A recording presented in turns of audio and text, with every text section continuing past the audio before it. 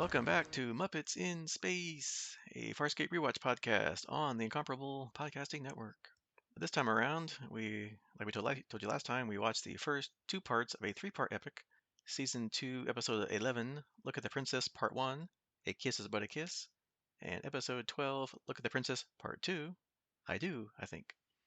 I'm your host, Eric Scott, and joining me, as always, my fellow co-host, someone who probably would do anything for love, but would not be made into a statue for 80 cycles, Jason Johnson. Greetings. And while I would do anything for love, I won't do that. Shout out to the late great Meatloaf. Yes. I guess I mentioned last time that I thought this might have been where I started watching Farscape way back 3 years ago, 22 years ago. Never do the math. Yeah, I was told there's no math. Back when it was on Sci-Fi Channel, and yeah, I do remember vague bits and pieces of these episodes, mostly the ending of the second episode, episode 12, which we'll talk about, I'm sure, later, since there's a lot to talk about. Agreed. Though that seems like it would be a interesting way to be introduced to the show. I'll put it that way. Yeah, I was thinking about it. I mean, yeah, there's a ton of stuff going on, so I probably had no clue what I was watching other than just aliens and Muppets and creatures and a lot of like political intrigue, which we'll also talk about later. But yeah, it definitely hooked me, obviously, because I watched the rest of the seasons and the whole rest of the episodes and got into all that. So yeah, it definitely hooked me. But what a weird cliffhanger to end your first little bit of watching on. Anyway. Yeah, so I don't know if I watched episode 12 first or I remember the ending of that, but I'm not sure how much I remember about the rest of it. So yeah, I'm not sure which one I started watching. Did I watch the whole trilogy or just like started in the middle and was like, what the heck? And then it kept watching. So speaking of which, since we got a lot of recap, since there was a lot of stuff going on, pretty plot heavy couple episodes. So let's jump on in. Season 2, Episode 11, Look at the Princess, Part 1, A Kiss is But a Kiss. By the way, that title should be a little bit longer. Yeah, so far that's a record for longest Farscape title.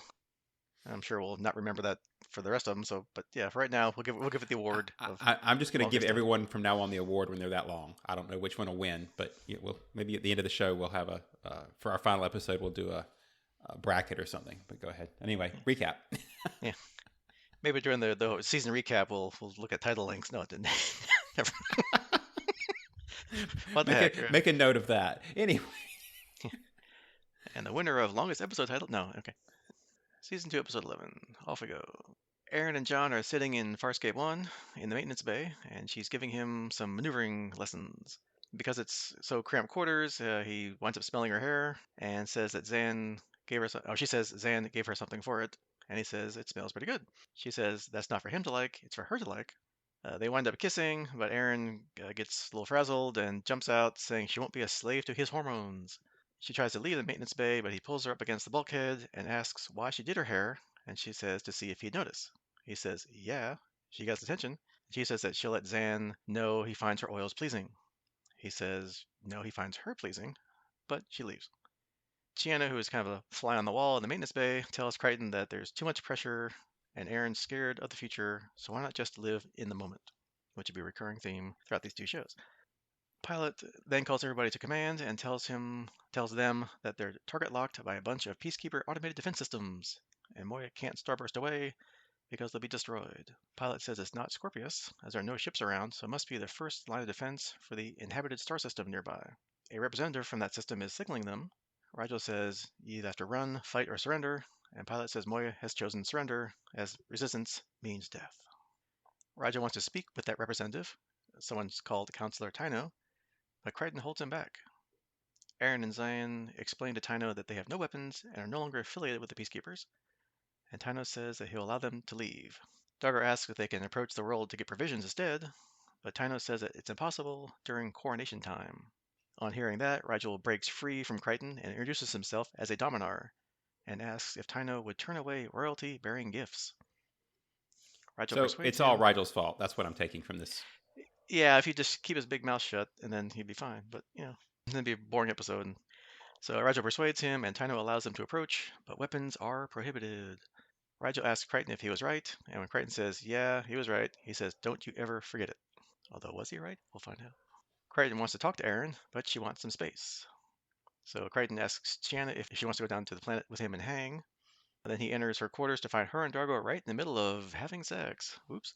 Dargo tells Crichton that with Chiana he's managed to find moments of pleasure and asks him not to ruin it. The crew, except for Zan, and here we go again, go down to the planet.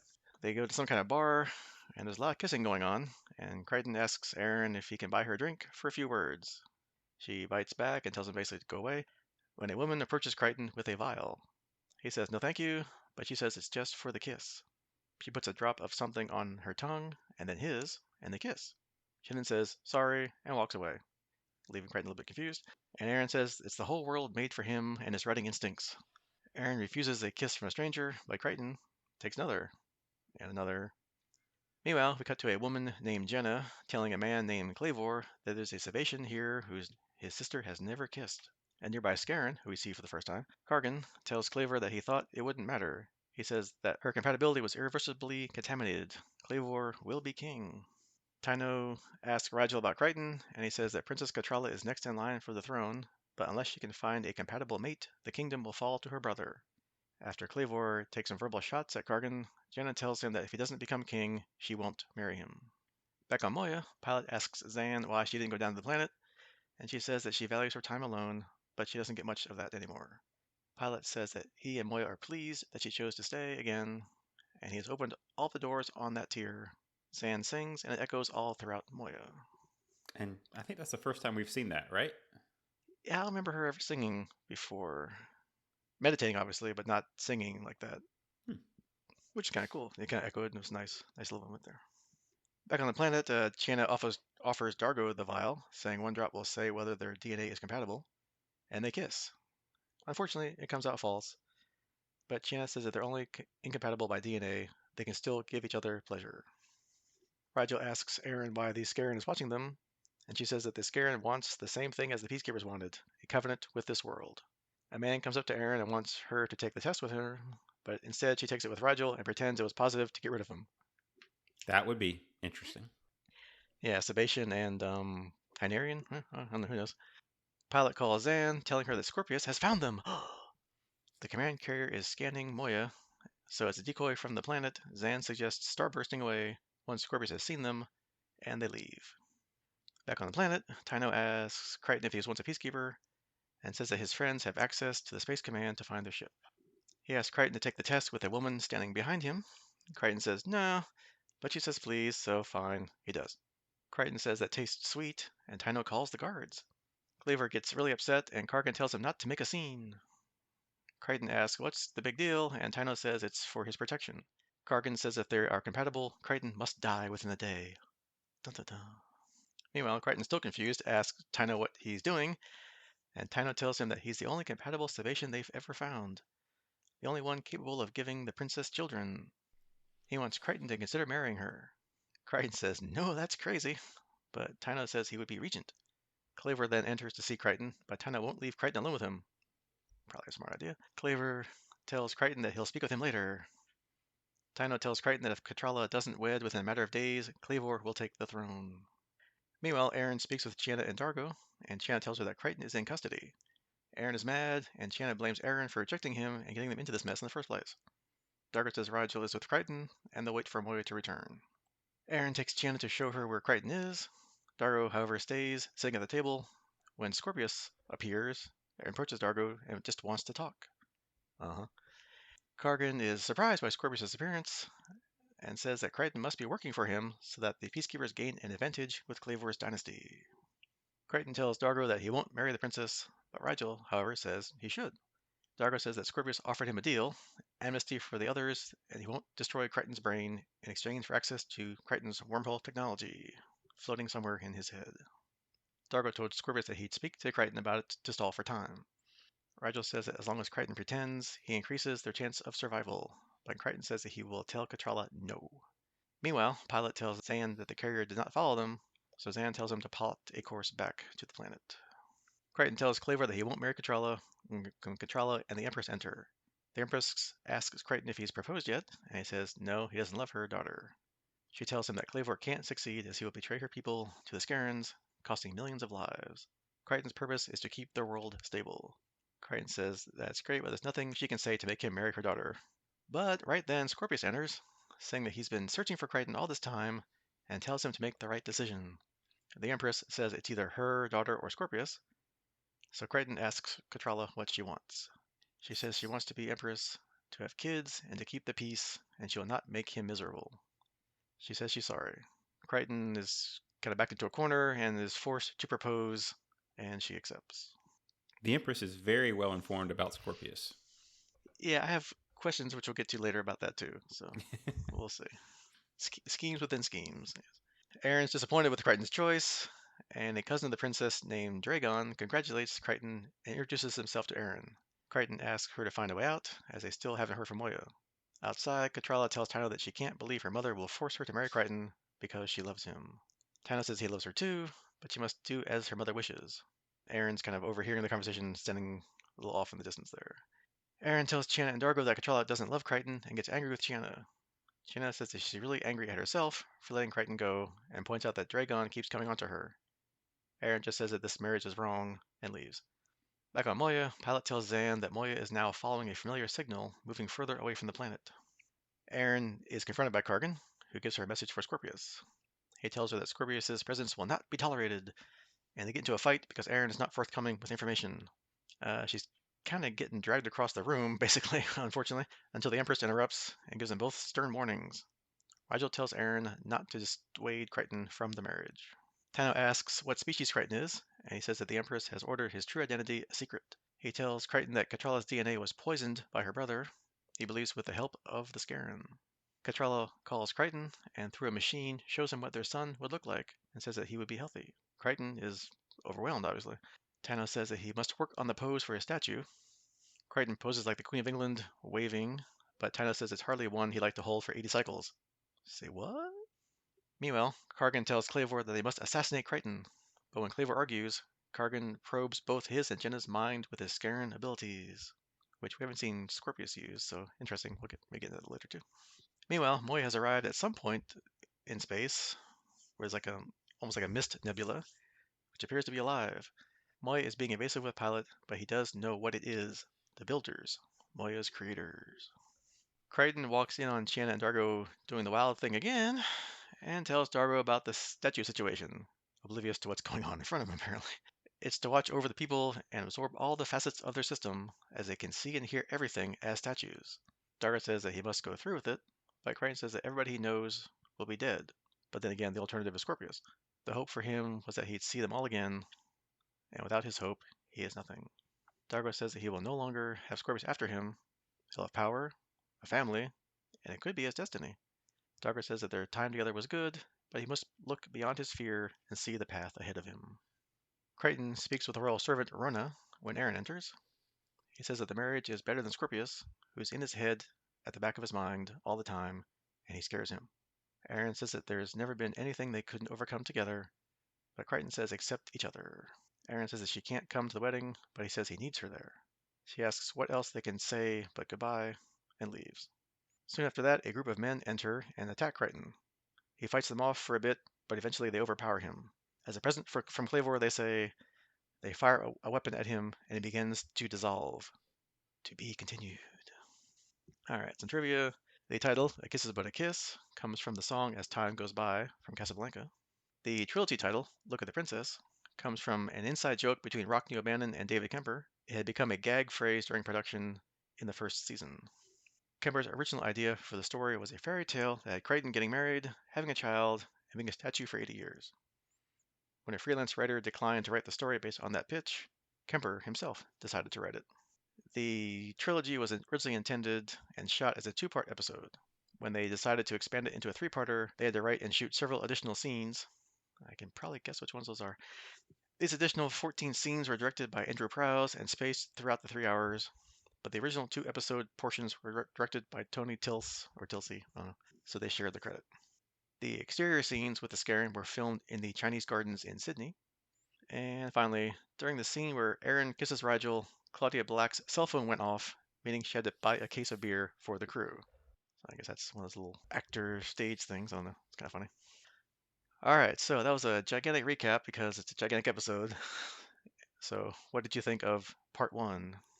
So, spoiler alert, and we'll probably get into this as we go, but these multi part episodes are pretty much my sweet spot for any time we seem to hit them. So, I thoroughly enjoyed this one, and I can't speak to the third one because we haven't got there yet, but I think that seems to hold true so far. I'll say that. Yeah, because I guess with the multi parts, obviously they can, do better justice to the story. They have more time to flesh things out.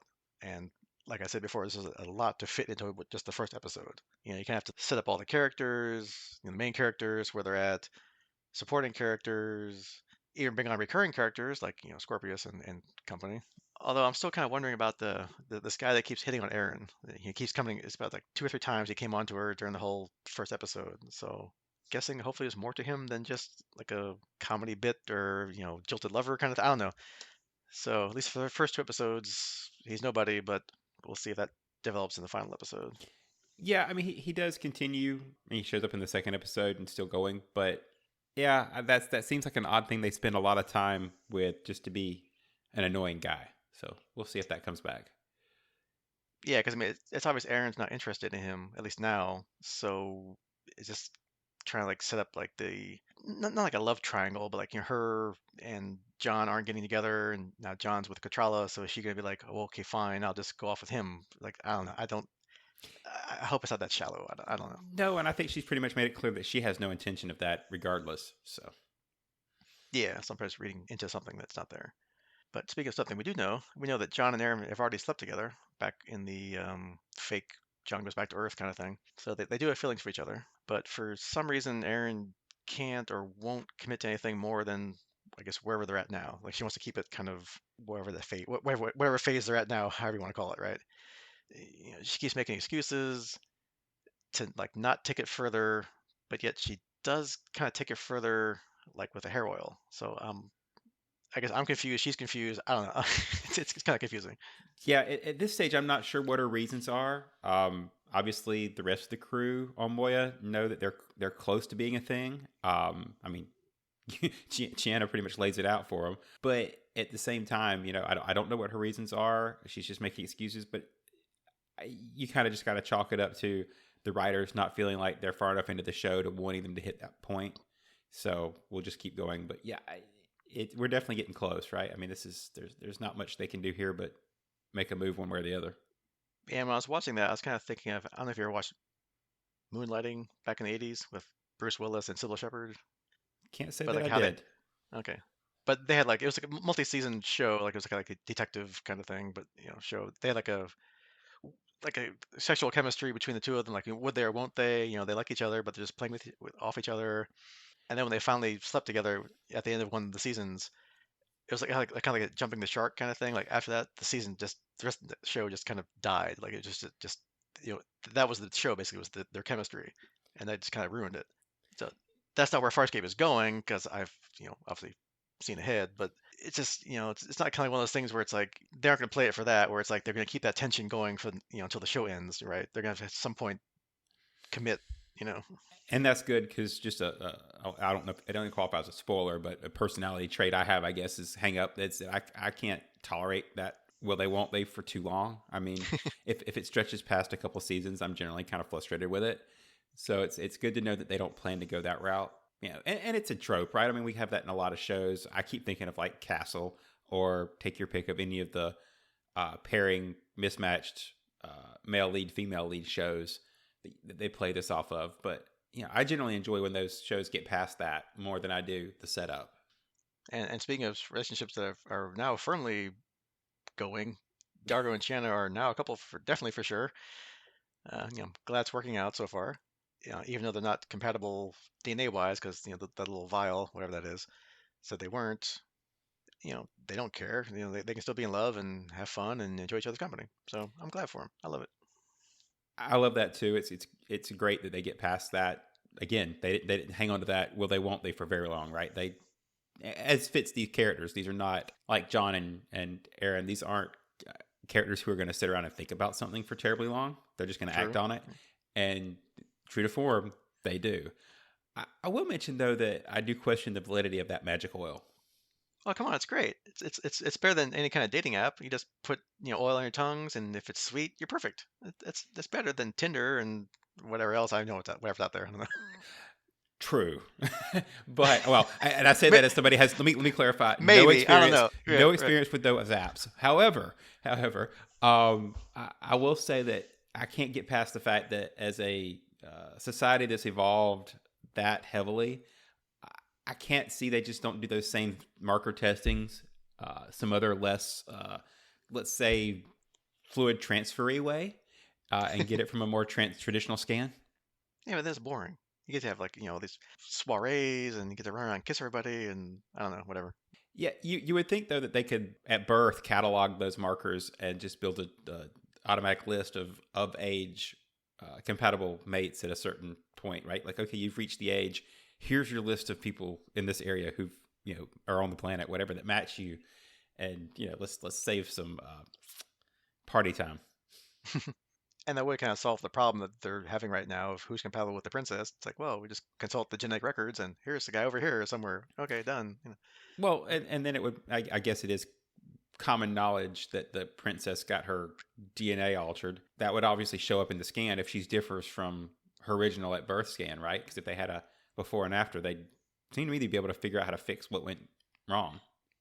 Yeah, so it's kind of like, well, obviously plot, but yeah, the point of, they do have advanced technology to find out if you're compatible, but maybe not that much to like undo something. Like, 'cause obviously it's not natural because the Scaran or Clavor, with the Scaran's help, somehow poisoned her DNA somehow, right? So, Right, and we'll assume that it's a Scarin's technology that allowed them to alter her DNA and not one of theirs, and that's why they're still hanging on to it. and speaking of said Scaran, we finally get to see what a Scaran looks like. We know what, Scorpius is kind of like the half Scaran, so we kind of know vaguely what a Scaran might look like. We thought, but nope, looks totally different. Which, nice job again by the Creature Shop. To not in a row, but in the last couple of episodes they've done a good job with extra creatures. And I guess he's there to try to get this world to get a treaty or become allies with them or something. I don't know. They didn't quite make it too clear, but obviously they're doing whatever they can do. This is where the political intrigue comes in. They're messing with the DNA. They're trying to pit the one guy against his, who's probably more sympathetic to their causes or bribes or whatever to, become their puppet ruler or whatever, to get this treaty done or whatever.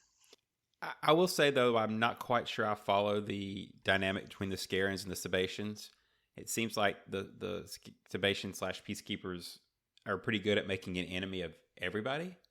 So I'm guessing that these are supposed to be their particular nemesis. But then that kind of leads to the question of I'm really confused about Scorpius because there's having now seen a full Scaran, I have questions. Yeah, so I'm assuming that the Scarens and Peacekeepers don't like each other, as we kind of seen from other scenes later. So there must be some kind of, I don't know if they've ever been to war with each other, or the Peacekeepers want to keep the peace or control other planets, and maybe the Scarens, obviously don't want that control. So it's just a kind of political rivalry, economic. Who knows? I don't know. Obviously, hopefully they'll explain that as the series goes on. I don't know. Speaking of Scorpius, I did want to jump in with a mention that we also, I can't remember honestly if it's this episode or next, I didn't make a note, but we do get to see his head cylinder exchange again. Hmm. So Yep. Always uh, good. Always odd, creepy. creepy callback to that. I do hope one day we get that explained since I'm not sure if that's a thing to hold his scaring whatever's in check or if it's something else to do with something else creepy about him. Yeah, because we do see the Scarens have some kind of abilities. Like he pointed his hand at the two Clavor and his Jenna girlfriend or whatever, and something came out or something did something. So can Scorpius do that, or is that just he lost that because he's not full-blooded Scaran? Oh, so maybe there's parts of Scaran physiology that being a half Scaran, you have to somehow keep cool because it's like a cooling rod in his head to keep something cool. So it's like, is he like heating up by not being able to like use that power? I don't know. It's interesting. Hopefully they explain that later. And slight tangent because maybe I missed it. Was that power from his hand? Because I thought he breathed something out, but maybe I just Oh, was looking at it wrong. maybe it was breathing. Yeah, I forget. Yeah. It just But yeah, again, there's some kind of like hazy wave. Yeah, it might have been his breath actually, which is again weird, but okay, fine. yeah, that was even weirder to me. So I was like, wait, how's the, what are we doing here? Yeah. And I guess speaking of our favorite half Scaran, or well, only half Scaran, how did Scorpius get to be there? It seems kind of convenient to for plot, but like were they in the neighborhood because they were chasing? John and them, or they were told to go there because the coronation was due or coming up, so they want to try and plead their case to get them to join the peacekeeper side. Uh, I don't think the Queen know who Crichton was, or that they were wanted by the peacekeepers and like called Scorpius over, like, "Hey, I found your guys." So right now, kind of confused. We'll see next episode if that gets any better. But Yeah, I'll revisit this when we get to the next episode because that adds a couple other layers to it. But I'll say at least for this episode that I don't, other than plot, right? I don't understand why Scorpius is there, and I'm just going to again call out how impressive it is that as soon as he arrives, the Queen already has him nailed down, and uses him as a pressure point against John like almost immediately. yeah, and to much effect because Crichton's like, "Oh crap, oh well, everybody's Moira's gone. I got no choice. Hey, I'll marry your daughter." So Yeah, the most competent person I've seen on this show at this point, I think, is the Queen. So you know, yep, never let a crisis go to waste. Yep, she's right on it. Yep. Oh, I see you and him have a thing going. Oh, you don't like him? Hey, my daughter, and you have protection. Hey, hey, huh? exactly, chess master right there. And it is kind of hilarious that the Scaran thinks that Crichton and Moya's crew are working with Scorpius. I guess to try to get the peacekeepers, I guess, one up on the Scarans, and of course they just play along because it's just hilarious. Like, we know what's going on, so yeah, sure, you're right. Yeah, Well, and most as true for most villains, right? He sees exactly what he himself would do. So I think that's an awesome in character move, right? That he just assumes that they're doing what he would do in their place. So and yeah, I think we already mentioned that Crichton prints back into a corner. He's got no alternative. They can't escape the planet, so it's either Scorpius or the marriage, and well, that's an easy choice.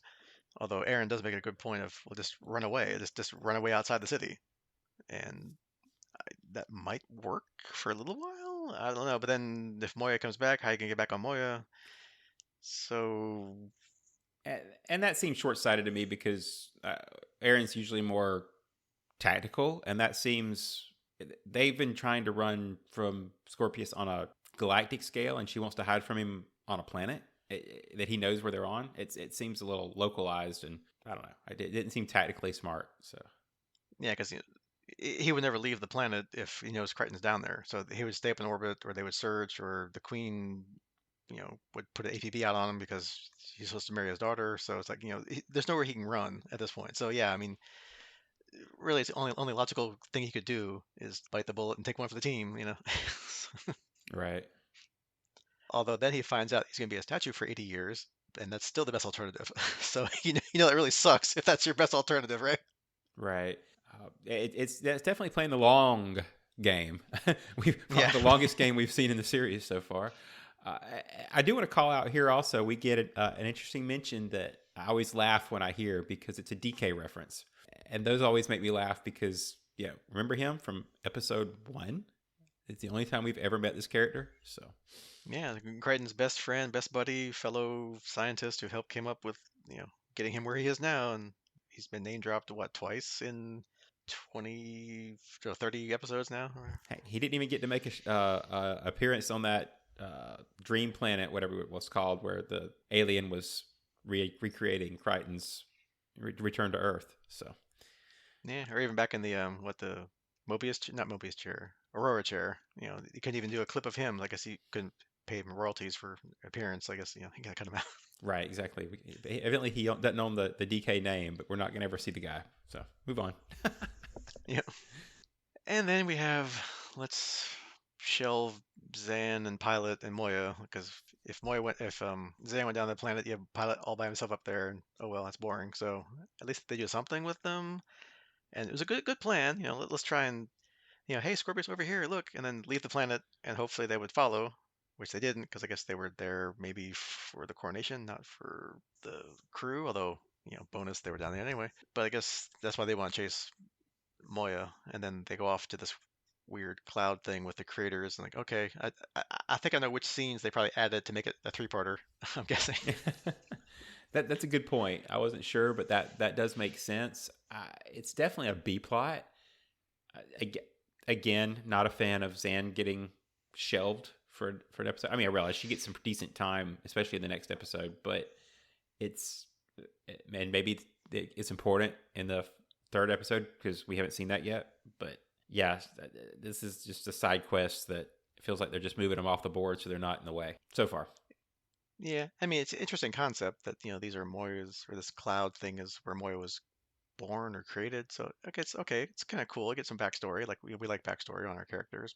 But It, yeah, it's kind of like, did we need that in this episode to make it three parts? I guess you want to make it three parts to draw out your commitment to the Sci-Fi Channel or whatever, or to maybe build up the other two-parter, other two parts better. Okay, I'll give them that. So, and this hasn't been dull or boring yet. So we'll see where they go with it. agreed. I don't just dislike the concept. I think it would have been a good separate episode. You maybe even replace one of the less great episodes of the season with a standalone and have everybody on board for it. So, there's things they could have done with it. The storyline, it just seems shoehorned into this one. Yep, I agree. All right, so shall we jump into the exciting middle part of the trilogy? Yeah, I'll take the middle child. Okay, yep, there. It's not the stepchild; it's the middle child. It's not. We'll go with that. And again, spoilers. We liked all these, so that's not a slight. Season 2, Episode 12, Look at the Princess, Part 2, I Do, I Think. As Crichton is about to be dissolved by the assassins, Jenna saves him, downing all of the guards. That was quick. She tells him that she's a disruptor of the Peacekeeper Special Directorate and asks Crichton which branch he's from. Crichton plays along, saying that he didn't know he'd be getting backup. She says that she's to stay close to Clavor, and if he assumes the throne, she will kill him. She says that she will kill Crichton if he wavers and jeopardizes her mission. Crichton confronts Clavor, and after punching him, says that he's not happy that he was nearly killed and wants off this planet. Jenna is behind a silk screen, and Rona enters. Crichton says that he wants Scorpius off his back. Catrella is able to marry who she wants, and he can be king. He warns Clavor not to try to kill him again, and when he leaves, Clavor orders Rona to get his mother. Crichton is telling Tyno what happened, with Dargo backing him up, but Chiana is skeptical, and Tyno says that he can find no evidence of the attack on Crichton. He believes Crichton, though, and will upgrade security, but he can't accuse Clavor without proof. Catrella enters and slaps Crichton, then takes him to a room where she tells him he's made a fool out of her. She knows Clavor poisoned her DNA, but she doesn't believe that he'd kill anyone. The Empress now considers Crichton unstable and wants more tests of him. Catrella refuses to believe him, accusing him of lying, and if so, she can't marry him. Back on Moya, smoke has infiltrated her, and Zan goes to see what it is. A being comes out of it, proclaiming himself to be Kahanu, who gave Moya a soul. He says that Moya is well and gave birth, but to a gunship. He says that he created these ships as beings of peace, but Moya's offspring can dispense carnage. He is here to decommission Moya and end her existence. Yeah, and we'll talk about that because I have lots of questions about that. So. Yeah. Aeryn and Chiana are outside the palace, with Chiana trying to convince Aeryn that she needs to tell Crichton how she feels. Dragon approaches and offers himself as a diversion, wanting her to go to the Barren Lands with him. Aeryn refuses point blank, saying she doesn't like him. Meanwhile, Catrella still refuses to believe Crichton when a floating robot comes into the room. The door is locked and the machine releases gas into the room. Rona enters to lead Crichton and Catrella away before they fall unconscious. Catrella apologizes for doubting Crichton. She will marry him. Rigel is talking to Empress Novia, but she refuses to let Crichton leave the planet and continues to deny Clavor's involvement. Rigel suggests that she stashed Crichton somewhere, and she says that Rona has a ship full of gifts in orbit that they can use. Rigel suggests that they tell no one, not even Moya's crew, to throw the assailants off the scent so they become careless. Rigel asks Novia if she trusts Rona, and she says that Rona will not betray them. Really? We cut to a scene where Rona receives money from Scorpius as a down payment for her work, with the rest to come upon the completion of her mission. Scorpius wants no witnesses left behind. On the transport, Rona gives Crichton the tracking device that Scorpius gave her to stop anyone from knowing where they are going. Meanwhile, cut back to Moya, who's shutting down her systems in sequence as Zan tries to stop her, telling Keanu that all life cherishes life. She's not convinced that Moya is doing this willingly, so Keanu says that he will let her do the convincing. Moya speaks, saying that she's fulfilled and will go willingly in peace, making Zan extremely upset.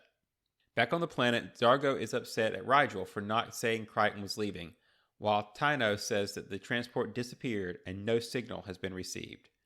Dargo thinks it's Scorpius, while Aeryn seems to think it's the Scaran. Chiana goes to speak with the Scaran this time. Crichton wonders why Rona's ship is so far away from the others, and Crichton and Rona discuss possessions because she claims to have none. Meanwhile, Catrella and Jenna are both in the ladies' room when Aeryn comes in and presses both of them up against the mirror, warning them that what will happen if anything happens to Crichton. Claybor tells Kargan what Crichton did to him, but neither of them gassed him. Chiana enters the room and Kargan tells her to leave. She tries to tell them that the Nabari will get retribution if anything happens to Crichton. She leaves and Kargan realizes that they don't know where Crichton is either. Crichton, Rona, and the guards board her ship when the guards are shot.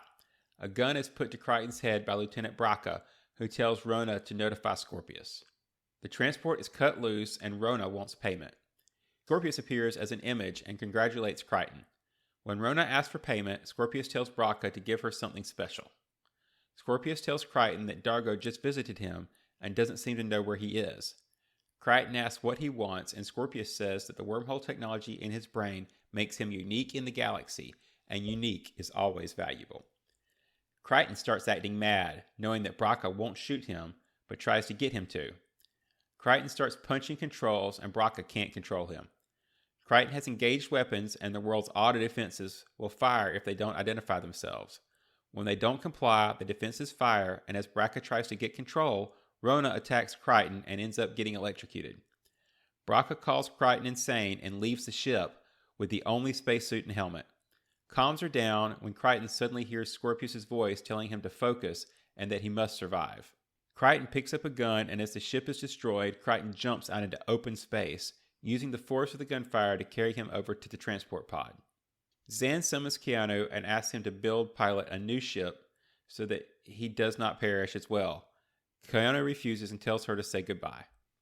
Crichton is laying on a table with a breathing apparatus on his face. Dargo says that he's spoken with the Empress and she won't do anything. She's put everyone on notice. Crichton asks what he can do, and Dargo says either run away or stay here. He'll back Crichton whatever he chooses. Aeryn enters and Dargo leaves them alone. She says that she's proud of Crichton for being the John she always knew, fighting, resisting, never giving up. Crichton asks if she stopped Scorpius chasing him or convinced the Empress to make him marry the princess. She says there's no reason to get married. Crichton says that 80 cycles isn't that long if it'll stop Claybor from taking the throne and save lives. He says he's tired and asks what he's supposed to do when there's no fight left. Aeryn says that he runs away and asks, "With you?" She says with all of them, together, but at her response, he just lies down on the bed. She says that he can't quit, but he says he just can't go on. Aeryn asks if he's no longer the Crichton she knew, but he doesn't answer, and she leaves. She goes to Dragon and asks him to explore the Barrenlands if he thinks he can keep up. Crichton is left on the bed all alone. Aww. Aww. Pilot tells Zan that Moya has slipped from his consciousness and he will soon follow. He tells Zan not to feel sad. His life was good and Moya was right. They are fulfilled. Zan says it's been a pleasure and Pilot says he's ready now.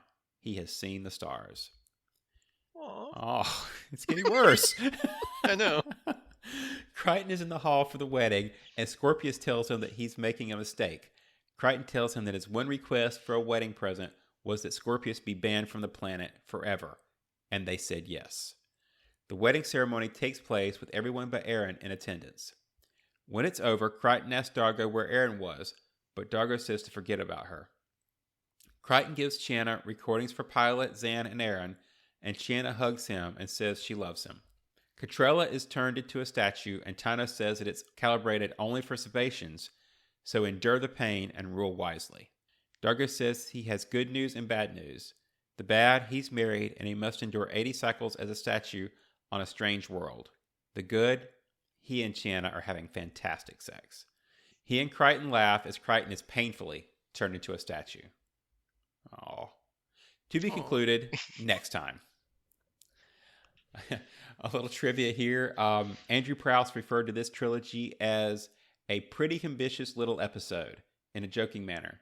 He went on to note that Crichton's scene in the Jenkish cockpit was one of his favorites from the show. The original episode of the two-parter would have removed the wedding sequence to fit in the required time. Originally, Dave Elsley was to play Rona. The demand of his work prevented this, however, and Francesca Bueller, Ben Browder's real-life wife, gained her second role on the show. Bueller's inspiration for Rona's voice came from an old BBC record she had of the Beatrix Potter story, The Tale of Ms. Tiggy Winkle. The concept that the builders were formed from steam harkens back to the original idea for the Peacekeepers and that they were going to be steam troopers, soldiers made from steam. Which would have been a really different show if they did that. Yeah, good thing that idea went up in smoke. Um, Ah. John's brief trip through the vacuum of space flies in the face of general convention, suggesting that this means instant death. See Dream a Little Dream. This is, in fact, scientifically accurate, as a human being can survive for over a minute in a vacuum, something I did not know. No, me either. I thought they would like the eyes would explode, or maybe it's just like the Arnold Schwarzenegger on Mars thing. What was that one Total called? Recall. Yeah, where he's outside, his eyes are bulging out of his head. I actually, Although that's not a vacuum. This is like almost a vacuum. I guess if you're there when the vacuum's created, maybe? I don't know. There's some questions. While captured by Braca on Rona's ship, Crichton acts out the self-hostage scene from Blazing Saddles and the scene from Aliens where the character Hudson freaks out. Any thoughts on this one? What'd you think? So again, wow, lots of things going on. It's jam-packed, episode from start to finish. You're not bored, or there's no like filler. Although we can argue about the Zan and Moya thing. And I guess now that we know it's only going to be a two-parter, and I'm kind of glad that they did add the extra scenes and pad things out to make it a three-parter, because it would have been a lot rushed to try and pull this into two parts. So I'm kind of glad that they're taking their time, building things out, giving us a lot of things to think about, and we laugh, we cry, you're running like the emotional gamut here of getting frustrated with Aeryn and John and all that kind of stuff. So I'm glad that they really took their time and just made this so far two amazingly solid episodes. I'll second that. Two-parter. I'll second that. But especially I definitely enjoyed the pacing, and especially if the scenes that got added were stuff like the wedding scene and things like that, and not just the builder stuff. Because again, we could talk about whether it could survive without that. But things like the wedding scene and any other on-planet scenes, there's really not any of those I've seen so far that I would take out. They've all been important or enjoyable or both.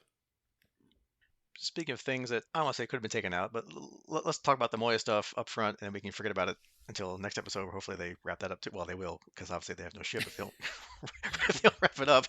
So There won't be any escape in Farscape. Let's put it that way. that's right. Yeah, it'd be no escape. Yeah. So I mean, it's not bad or boring, like we said before, and it's a nice diversion from the political and romantic intrigue going on, right? It's you kind of get wrapped up in that, and okay, let's take a break and go over here for a little bit and do something totally different, and come back to the fun. But I guess my biggest nitpick, not nitpick, but just general being the logical programmer person that I am, is with this Kahanyu guy or being or whatever.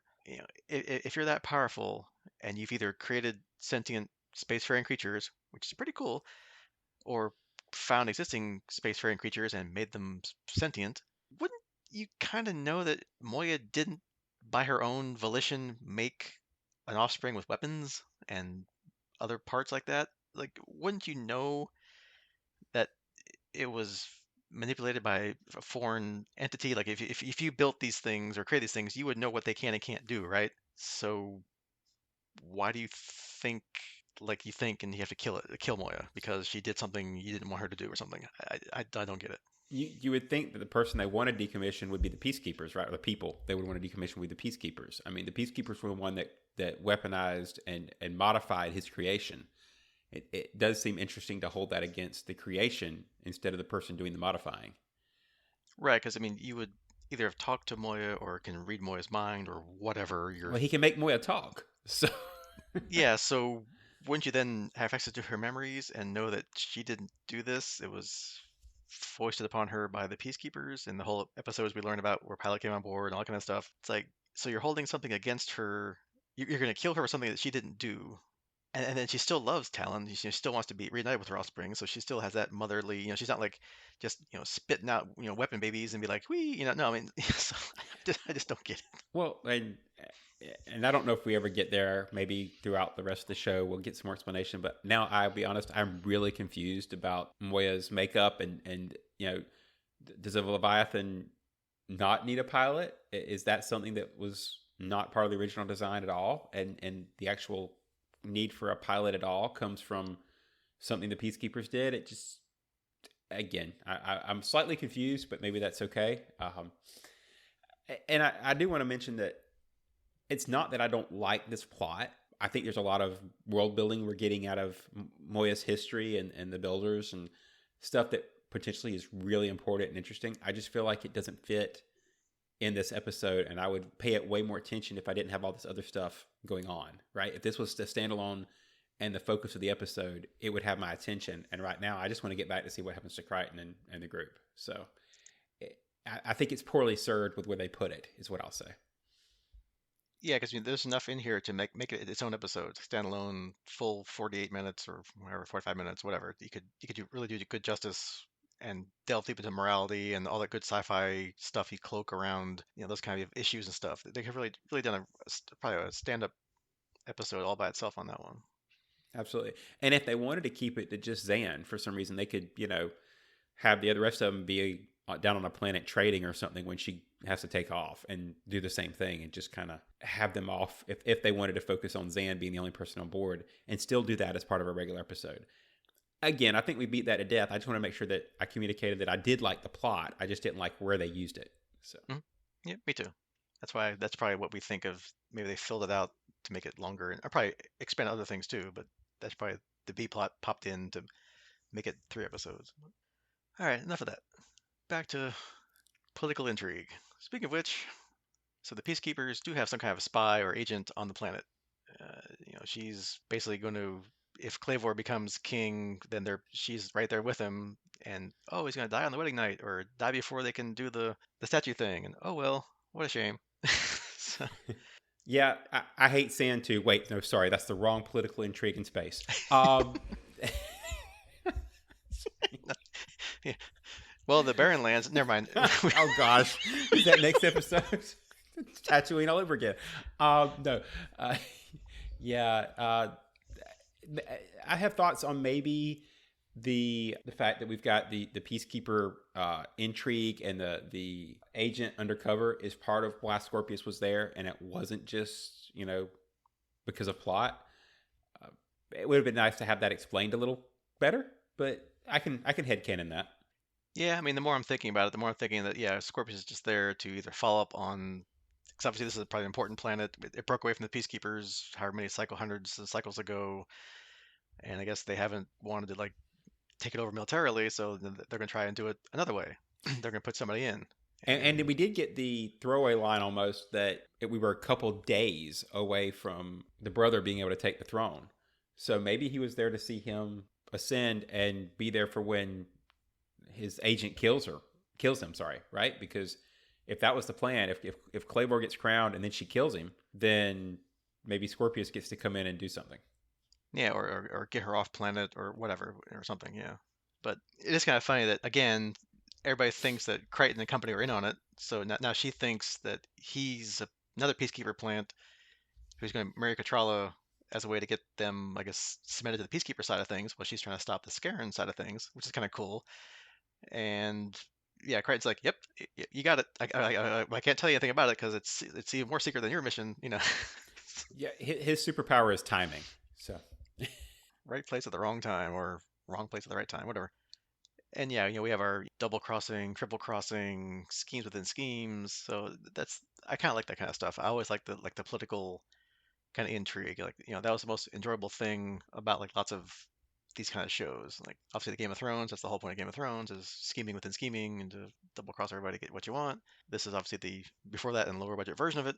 So it's kind of cool. And Scorpius is now like the third option here, whatever he's doing what he can do to get John away and break things up. He's bribed Katrala's servant who can never be bribed. She's rock solid, no problem. Next scene, oops, hey. So Yeah, So he's got all sides covered here.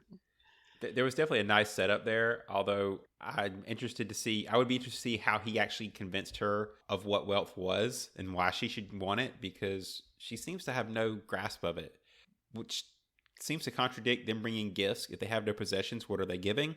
But yeah, she's an interesting character that I'm not quite sure how you bribe an unbribable, and say for the fact that he's Scorpius. Yeah, I had some of those same kind of questions, and she was kind of mentioning something like that when they're going up to her ship or their her species ship, whatever, representative ship, whatever, and she's talking about possessions and money or something. She's trying to confuse about it. So, but that she's like she wanted it, like she doesn't know what it is, but she wants it. Like, okay, I mean, I don't know. I guess you see other people on the planet with stuff, and she can see them like manipulating people to get stuff. So maybe she's like, that sounds kind of fun. Maybe I want to try that. I don't know. And she'd have been Who knows? safer to do that and just take the gifts and call them hers. But instead of even going to the planet at all. But what do I know? Yeah, I mean, unless they know that her, yeah, which that's confusing too. Like, if she's the Empress's or the Katrala's like servant, but then obviously she's not the species from that. She's not Sebacean, so she's some species. I don't know.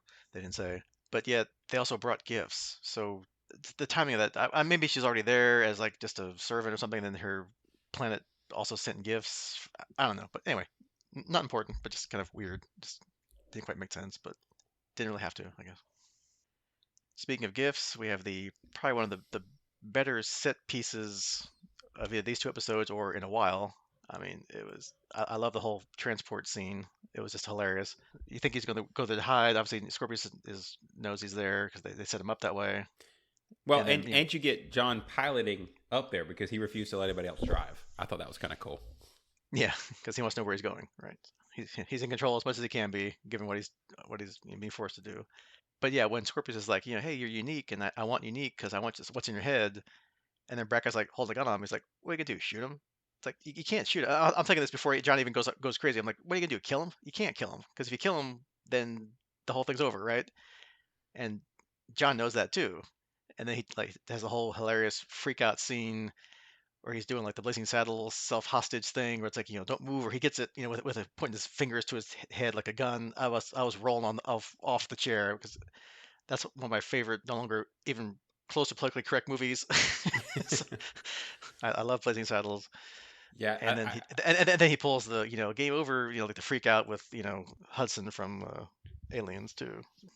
yeah. In true Star Lord fashions, he definitely gets to excel at pulling off the pop culture references.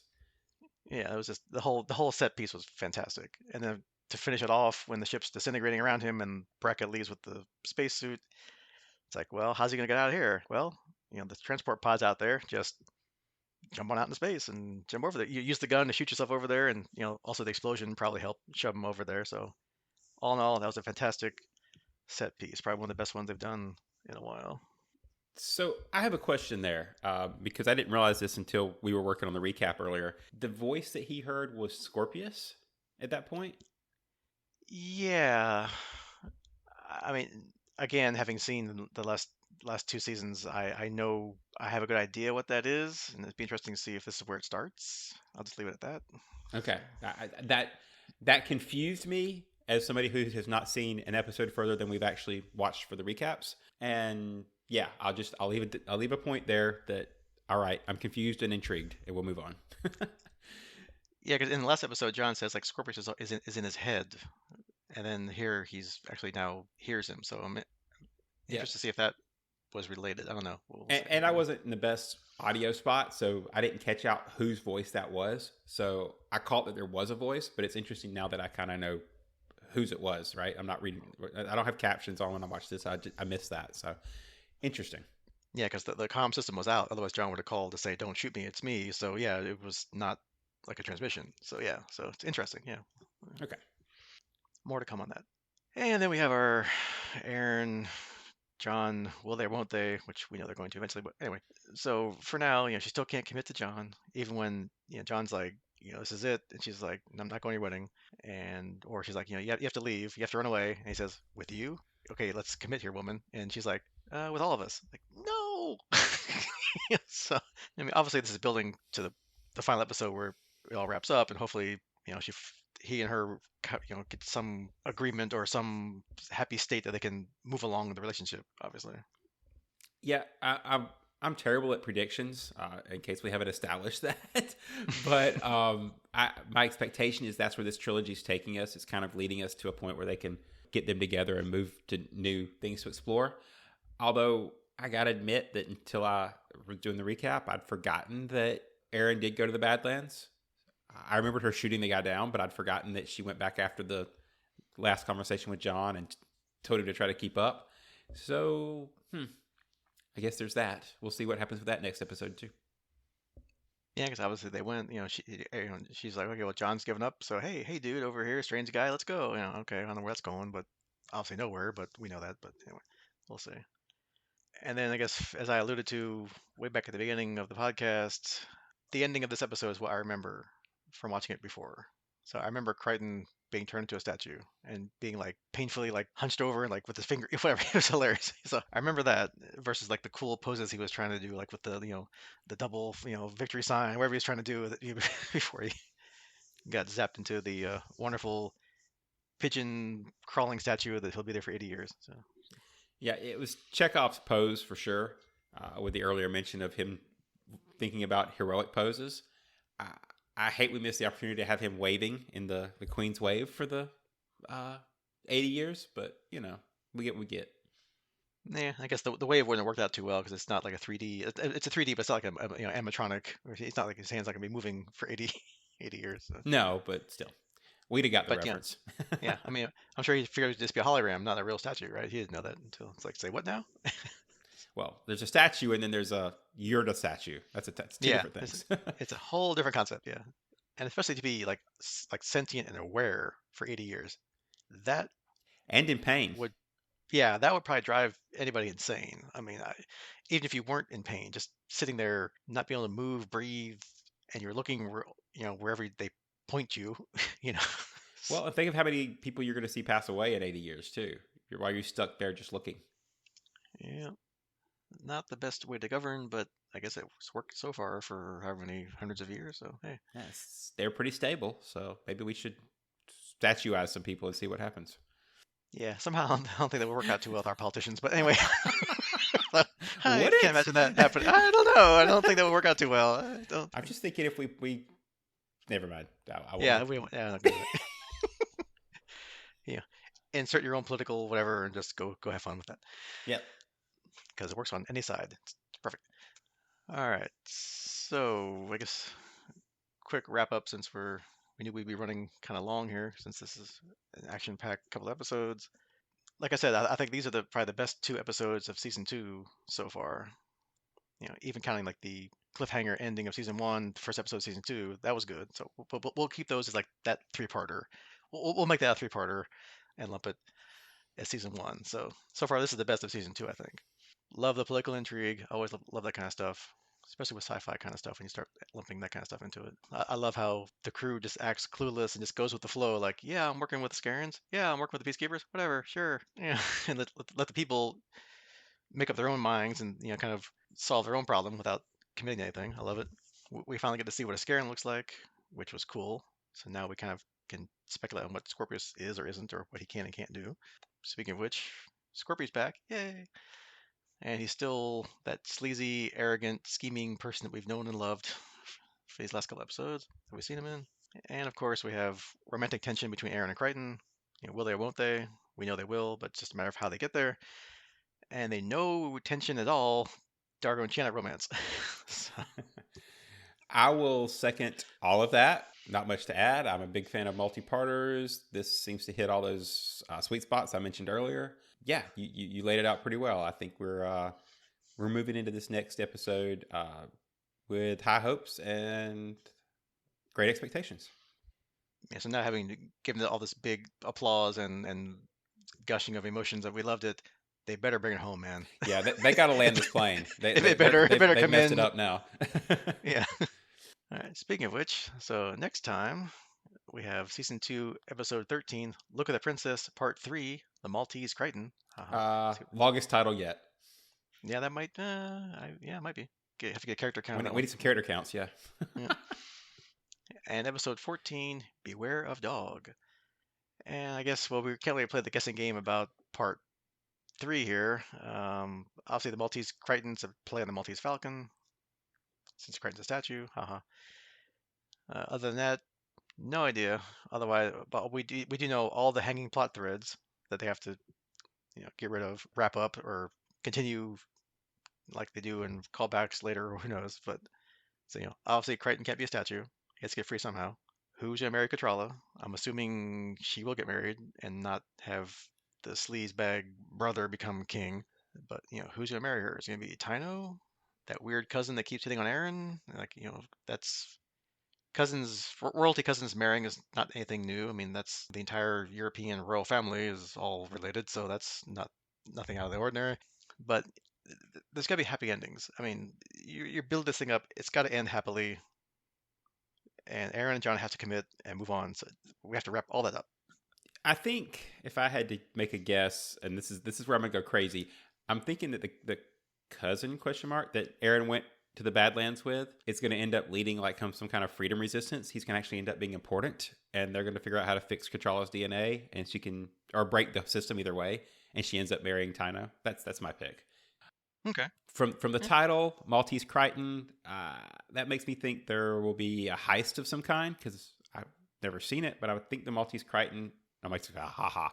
I think the Maltese Falcon was a detective slash investigation type thing. I wonder if there's a heist slash search for a Crichton statue. Something needs to happen there, so he can be the Deus Ex Machina for them to search for. Okay. We'll see. I don't know. I don't remember that episode at all. So I remember him being a statue. That's it. So I remember him being a statue. But I'm gonna laugh and if you then totally skipped that episode and you yeah, watch it. You're like, I did not see any of this. I might. Who knows? I mean, I don't remember half some of the stuff. So we'll see what tickles the memory. And then finally, Beware of Dog. Okay, well, I mean, that's usually a sign they put up for like if you're guarding something or trespassing somewhere. So it's just like some kind of guardian that's not dog-like or like a dog or that kind of guardian creature. Are they trespassing like somewhere they shouldn't be? Are they stealing something from somewhere they shouldn't be? Or I don't know, they pick up somebody and their guardian creature and something happens and it goes after the crew. I don't know. That's all I got. Yeah, I'm with you there. I'm leaning towards the latter. I'm almost thinking it's been a while since we had a big ship episode where everything was kind of bottled on Moya. At least it feels that way because we've had some pretty big planet side stuff. So I kind of get a feeling we're going to have some dog slash monster episode on Moya. But again, expecting me to be wrong. Yeah, and after these big three-parter here with lots of extras and people and stuff, they probably want to go on the cheap. So maybe a bottle type show with a limited guest cast, stuck on Moya somewhere or something. So could Yeah. be. And maybe they've done a lot of good creatures lately, so maybe this is another good creature shop moment where they build some kind of like fantastic, future space dog guardian thing. I don't know. Is it the Keymaster and the gate? Anyway, go ahead. Yeah, it's not Zool. I forgot what the It's always Zool. yeah. All roads lead to Zool. That's right. All right, so that is your homework for next time, episodes 13 and 14 of season 2. And we'll see you next time. Goodbye.